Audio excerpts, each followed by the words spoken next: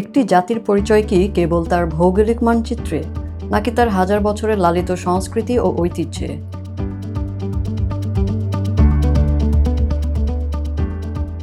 এই ঐতিহ্য যদি কোনো দুর্যোগ কিংবা সংকটের মুখে পড়ে, তবে তা সুরক্ষার উপায় কি?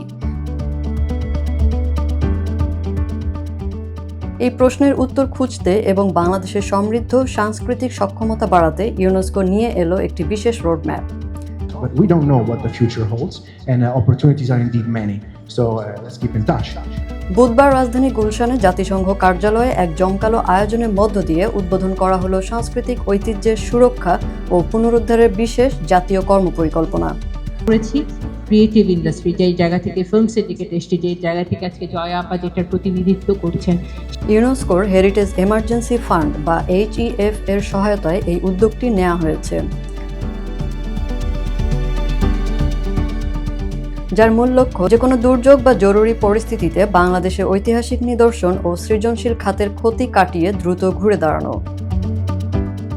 আজকের আয়োজনের আসলে দুটো আসলে কারণ ছিল। একটা হচ্ছে যে আমাদের এই যে গত 1-2 বছরে শিল্পীদের এবং ঐতিহ্য এবং সংস্কৃতি সুরক্ষার ক্ষেত্রে আমরা একটি অ্যাকশন প্ল্যান তৈরি করেছি, কর্মপরিকল্পনা, যেটা বাংলাদেশের জন্য হয়তো ভবিষ্যতে কাজে লাগবে। সেটি কোনো রাজনৈতিক, প্রাকৃতিক দুর্যোগ, কোনো ভূমিকম্প, যে কোনোখানে একটা কর্মপরিকল্পনা যেটা আমরা সবাইকে সাথে নিয়ে তৈরি করেছি, সেটির প্রকাশ করা এবং প্রচার করাটাই আজকের মূল উদ্দেশ্য ছিল।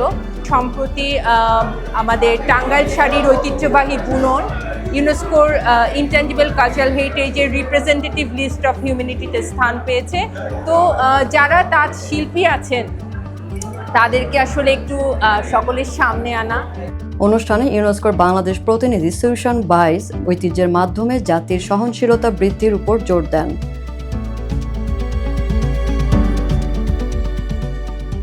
ইতালিয়ান দূতাবাসের chargé d'affaires mister Federico Zamperelli স্মরণ করিয়ে দেন, কেবল স্থাপনা রক্ষা নয়, ঐতিহ্যের ধারক শিল্পী ও কারুশিল্পীদের জীবনমান উন্নয়নই আসল চ্যালেঞ্জ।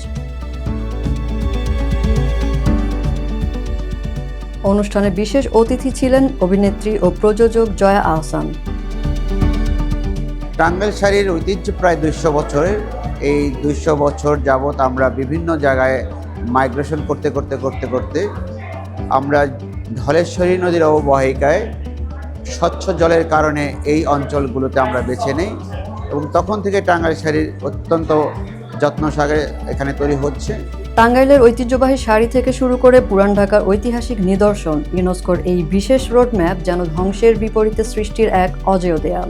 টাঙ্গাইল শাড়ির যে ঐতিহ্য এবং ইউনেস্কো যে স্বীকৃতি আমাদেরকে দিয়েছে, সেই জন্য আমি বাঙালি হিসেবে এবং যারা এখানে রয়েছেন, আমাদের আর্টিসান যারাই রয়েছেন, আপনি রয়েছেন, নেতা, সবাইকেই আমি আসলে আন্তরিক শুভেচ্ছা জানাচ্ছি। আর এটা শুধুমাত্র আমাদের